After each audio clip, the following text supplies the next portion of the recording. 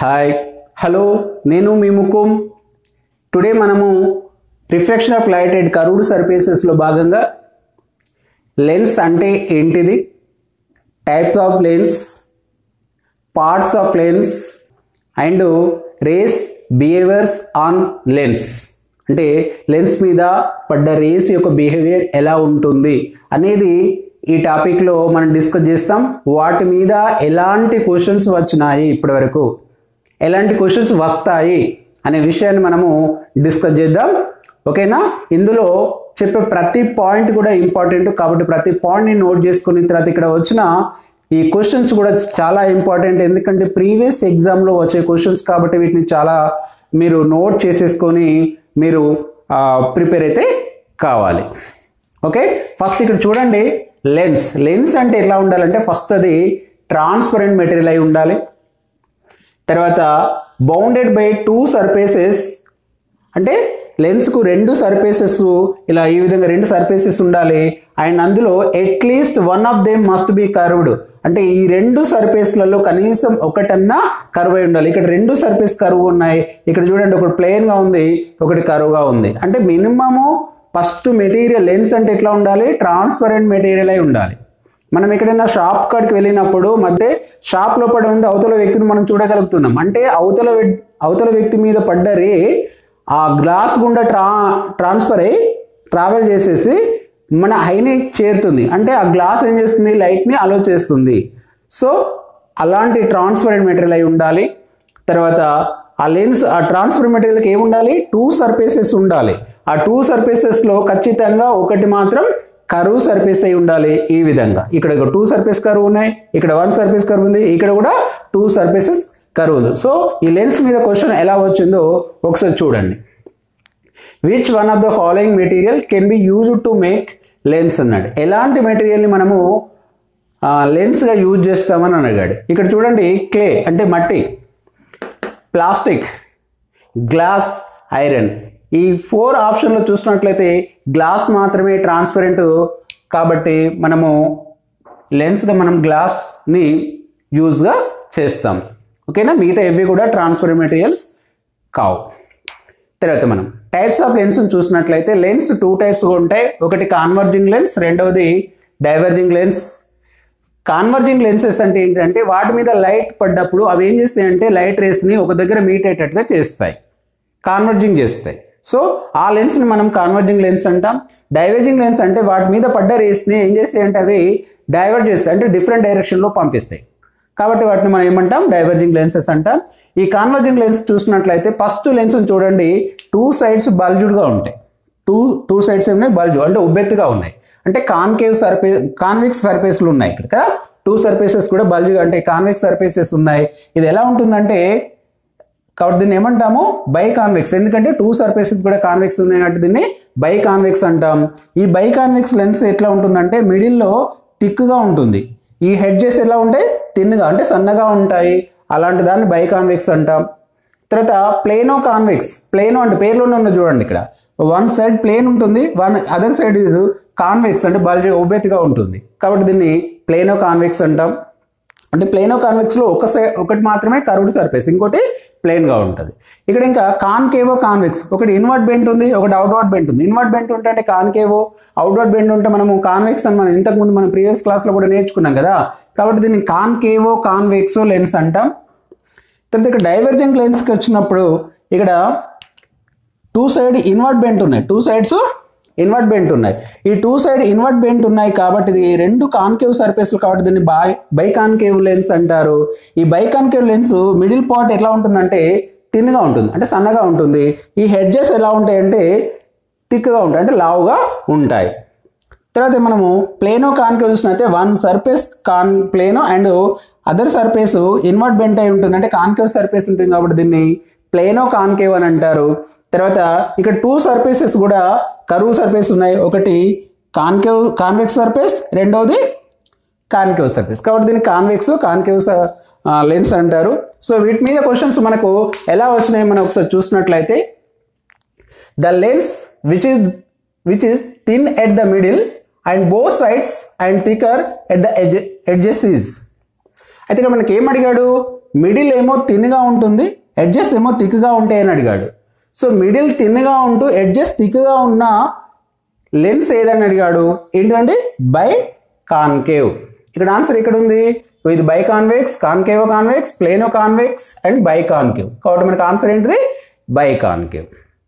తర్వాత second question చూడండి. Third question చూడండి. ఇక్కడ which lens may have two spherical surfaces bulging outward. ఇక్కడ టూ సర్ఫేసెస్ కూడా బల్జింగ్ అంటే ఉబ్బెత్తుగా ఉన్న లెన్స్ ఏదని అడిగాడు.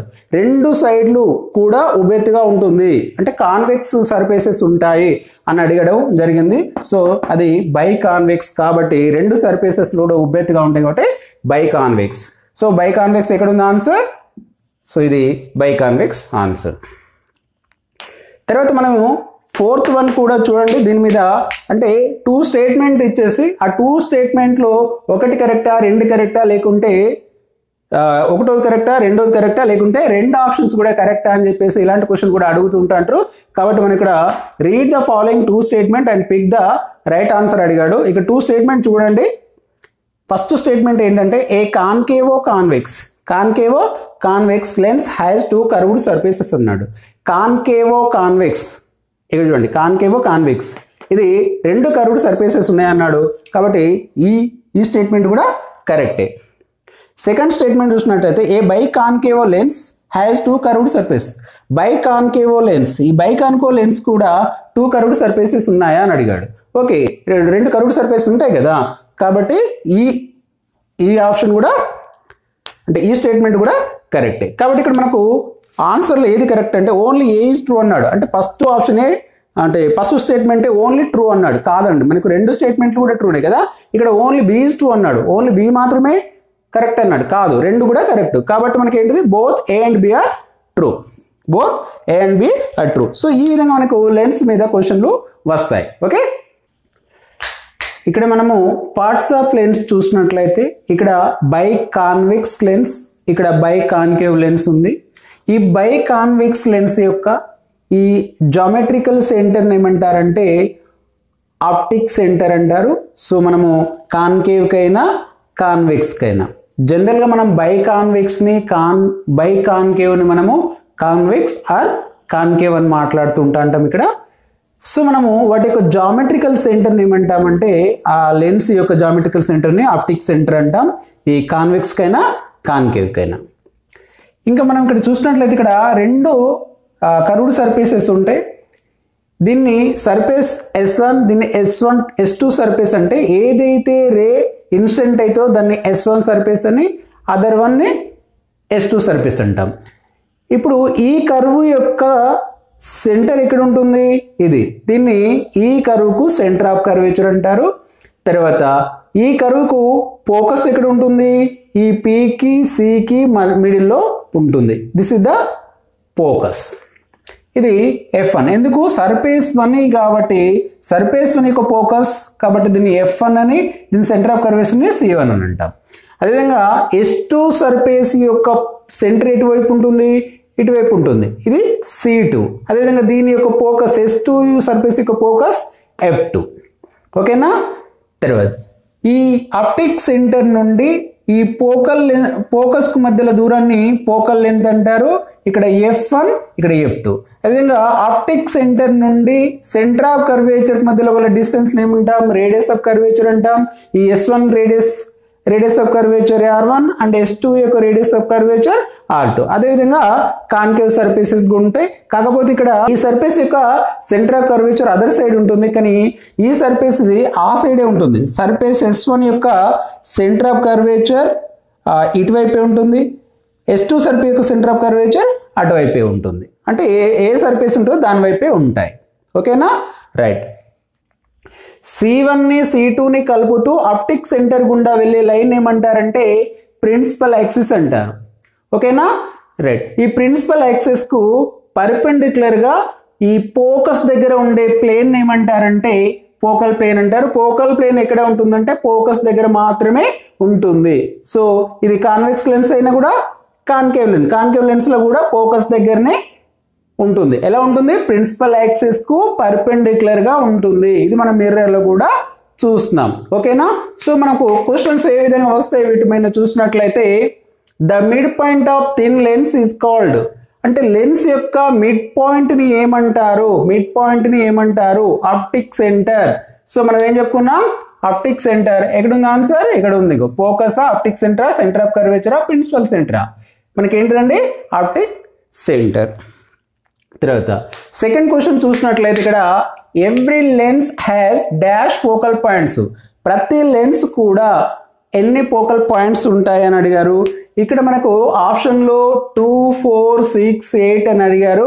ఇక్కడ మనకు లెన్స్ అంటే 2 కర్వ్డ్ సర్ఫేస్ అనేది మనకి లెక్కలోకి తీసుకుంటే ఇక్కడ ఈ సర్ఫేస్కు ఒక ఫోకల్ పాయింట్ ఉంది, ఈ సెకండ్ సర్ఫేస్ కూడా ఇంకొక ఫోకల్ పాయింట్ ఉంది. అంటే దీనికి కూడా 1 and 2 అంటే ప్రతి లెన్స్ కూడా 2 ఫోకల్ పాయింట్స్ ఉంటాయి, రెండు కర్వ్డ్ సర్ఫేస్ అయినప్పుడు. ఓకేనా? కాబట్టి every lens has dash focal points అన్నాడు. ఇక్కడ 2, 4, 6, 8 కాబట్టి 2 ఈస్ కరెక్ట్ ఆన్సర్. తర్వాత మనము ఇక్కడ థర్డ్ క్వశ్చన్ చూసినట్లయితే focal plane is dash to the principal axis at the focus, అంటే ప్రిన్సిపల్ యాక్సిస్ కు ఫోకస్ దగ్గర ఎలా ఉంటుంది?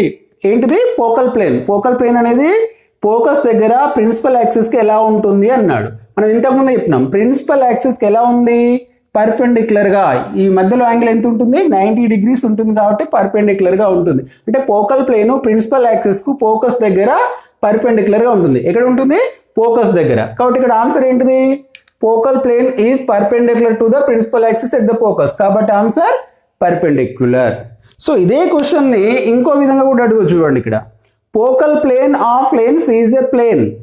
Focal plane of lens is a plane. Focal plane lens లో ఎలా ఉంటుంది అని అడిగాడు. ఇక్కడ parallel to the principal axis at the focus only, అంటే ఫోకస్ దగ్గర ప్యారలల్ గా ఉంటుందని అడిగాడు. కాదు, perpendicular to principal axis at the focus. Perpendicular to the principal axis at the focus అంటే ఫోకస్ దగ్గర పర్పెండిక్యులర్ గా ఉంటుంది అని అడిగాడు. కాబట్టి దిస్ ఈస్ కరెక్ట్ ఆన్సర్. ఇంకా ఆప్షన్ చూడండి, parallel to the principal axis at centre of curvature. Centre of curvature దగ్గర ప్యారలల్ గా ఉంటుందని అడిగాడు. అది కాదు. Perpendicular to the principal axis at centre of curvature. Centre of curvature దగ్గర పర్పెండిక్యులర్ గా ఉంటుంది అని అన్నాడు. అది కూడా కరెక్ట్ కాదు. ఎక్కడ ఉంటుంది? ప్రిన్సిపల్ యాక్సిస్ కు పర్పెండిక్యులర్ గా ఎట్ ఫోకస్, అంటే ఫోకస్ దగ్గర ఉంటుంది కదా. కాబట్టి అది ఆన్సర్. అది కాన్వెక్స్ లెన్స్ అయినా కాన్కేవ్ లెన్స్ అయినా ఫోకస్ దగ్గరనే ఉంటుంది ఫోకల్ ప్లేన్. ఓకేనా? రైట్. ఇక్కడ చూసినట్లయితే మనము కాన్వెక్స్ లెన్స్ని మనం ఇక్కడ థిన్ లెన్స్ తీసుకుంటాం కాబట్టి కాన్వెక్స్ లెన్స్ని ఇలా తీసుకుంటాం, కాన్కేవ్ లెన్స్ని అయితే ఎడ్జెస్ని ఇలా తీసుకుంటాం. Okay right.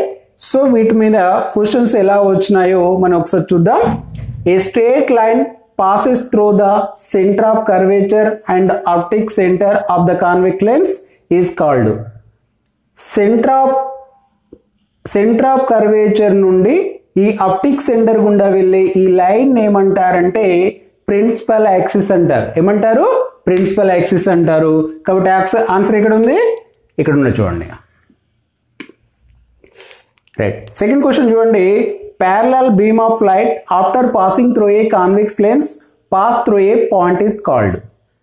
ఈ కాన్వెక్స్ లెన్స్ లో ప్యారలల్ రేస్ కాన్వెక్స్ నుంచి వెళ్ళిన తర్వాత ఎక్కడ మీట్ అవుతాయి, కాన్వర్జెంట్ అవుతాయి అని అడిగాడు. ఎక్కడ మీట్ అవుతాయి? ఫోకస్ దగ్గర మీట్ అయితే అండి. అంటే ఒక ప్యారలల్ కాన్వెక్స్ లెన్స్ గుండా ప్రిన్సిపల్ యాక్సిస్ ప్యారలల్ గా వెళ్ళిన రేస్ అన్ని కూడా ఫోకస్ దగ్గర మీట్ అవుతాయి. కాబట్టి ఆన్సర్ ఏంటిది? ఫోకస్. అయితే మన కాన్కేవ్ లెన్స్ లో చూసినట్లయితే కాన్కేవ్ లెన్స్ లో ప్రిన్సిపల్ యాక్సిస్ ప్యారలల్ గా వెళ్ళిన రేస్ ఏమైతాయి అంటే డైవర్జెంట్ అవుతాయి. కానీ ఎక్కడి నుంచి డైవర్జెంట్ అయినట్టు అనిపిస్తాయి? బట్ బ్యాక్ సైడ్ ఎక్స్టెండ్ చేస్తే ఇక్కడ ఫోకస్ దగ్గర మీట్ అవుతాయి. అంటే ఫోకస్ నుంచి డైవర్జెంట్ అయినట్టు అయితే అవుతాయి. అయితే కాన్కేవ్ లెన్స్ లోనేమో ఫోకస్ నుంచి డైవర్జెంట్ అయినట్టు అనిపిస్తాయి. అదేవిధంగా కాన్వెక్స్ లెన్స్ లోనేమో ప్యారలల్ రేసు ఆఫ్టర్ రిఫ్రాక్షన్ తర్వాత ఫోకస్ దగ్గర మీట్ అయినట్టుగా అనిపిస్తాయి. ఓకేనా? అదేవిధంగా ఇక్కడ ఇంకొక పాయింట్ ఏంటిదంటే ఫోకస్ నుంచి వెళ్ళిన రేస్ ఏమైతాయి అంటే ఆఫ్టర్ లెన్స్ రిఫ్రాక్షన్ తర్వాత ప్యారలల్గా వెళ్తాయి. ఇక్కడ కూడా అంతే. ఫోకస్ గుండా వెళ్ళేటట్టుగా వచ్చిన రేసు ఇన్సిడెంట్ అయిన తర్వాత ఆఫ్టర్ రిఫ్రాక్షన్ తర్వాత ప్యారలల్గా వెళ్తాయి. అంటే ఫోకస్ నుంచి వెళ్ళిన రేస్ ఏమో ప్యారలల్గా వెళ్తుంది, ప్యారలల్గా వచ్చిన రేస్ ఏమో ఫోకస్ నుంచి వెళ్తుంది. ఇక్కడ ఫోకస్ నుంచి వెళ్తుంది, ఇక్కడ ఫోకస్ నుంచి వచ్చినట్టుగా అనిపిస్తుంది. Okay right. In case of lenses light rays travelling through principal axis, ఒకవేళ లైట్ రేస్ అనేవి ప్రిన్సిపల్ యాక్సిస్ గుండా వెళ్తే ఏం జరుగుతుంది అని క్వశ్చన్ అడిగాడు. ఇక్కడ చూడండి, travel in same line without deviation. అంటే ఈ ప్రిన్సిపల్ యాక్సిస్ గుండా వెళ్ళిన లైట్ ఎప్పుడు కూడా డివియేషన్ కాదండి, అది ఎటు బెండ్ కాదు, అది అలానే వెళ్తుంది. అంటే ప్రిన్సిపల్ యాక్సిస్ గుండానే వెళ్తుంది, అంటే కాన్వెక్స్ అయినా కాన్కేవ్ లెన్స్ అయినా. Okay right. కాబట్టి ఆన్సర్ ఏంటిది, always travel in same line without deviation అనేది కరెక్ట్. తర్వాత next, read the following two statement related to the lens and pick the correct answer. ఇక్కడ స్టేట్మెంట్స్ ఇచ్చాడు, స్టేట్మెంట్లో నుంచి ఏదైనా ఒక ఆన్సర్ని కరెక్ట్గా చూజ్ చేయమన్నాడు. ఇక్కడ స్టేట్మెంట్ ఏంటంటే first statement, any ray passing along the principal axis is undeviated. అంటే ప్రిన్సిపల్ యాక్సిస్ గుండా వెళ్ళిన రేసు డేవియేటెడ్ కావు అన్నాడు. కాబట్టి ఈ స్టేట్మెంట్ కరెక్టే. తర్వాత second statement, A ray passing parallel to the principal axis converges at the focus or appear to diverge from the focus. Right. అయితే ప్యారలల్ రేస్ అనేవి ఆఫ్టర్ రిఫ్రాక్షన్ తర్వాత ఫోకస్ దగ్గర కాన్వర్జ్ అవుతాయి, లేదా ఆఫ్టర్ రిఫ్రాక్షన్ తర్వాత diverge అయినట్టుగా appear అవుతాయి. ఇక్కడ ఫోకస్ నుంచి డైవర్జ్ అయినట్టుగా అపియర్ అవుతాయి అని అడిగాడు. సో అన్నారు, కాబట్టి ఇది కూడా correct. A ray passing parallel to the principal axis converge at the focus. Parallel rays ఏమైతే ఫోకస్ దగ్గర కాన్వర్జ్ అవుతాయి. సెకండ్ ఏంటిది, appear to the diverge from the focus. ఇగో ఈ ఫోకస్ నుంచి డైవర్జ్ అయినట్టుగా అనిపిస్తాయి. కాబట్టి సెకండ్ స్టేట్మెంట్ కూడా కరెక్టే. కాబట్టి ఆన్సర్ ఏంటిది, both A and B are true. అంటే ఇది కరెక్టే, ఇది కరెక్టే. కాబట్టి మనకు ఆన్సర్ ఏంటిది, both A and B are true. ఇంకా నెక్స్ట్ లాస్ట్ క్వశ్చన్ చూడండి. ఇక్కడ పెరాక్సిల్ రేస్ అని వేటిని అంటారంటే are very close to the principal యాక్సిస్కు వెరీ క్లోజ్గా ఉన్న రేస్ని, చాలా ఇలా ప్రిన్సిపల్ యాక్సిస్ ప్యారలల్గా ఉంటూ ఇలా వెరీ క్లోజ్గా ఉన్న రేస్ని ఏమంటారంటే పెరాక్సిల్ రేస్ అంటారు. ఓకేనా. కాబట్టి are very close to the principal axis.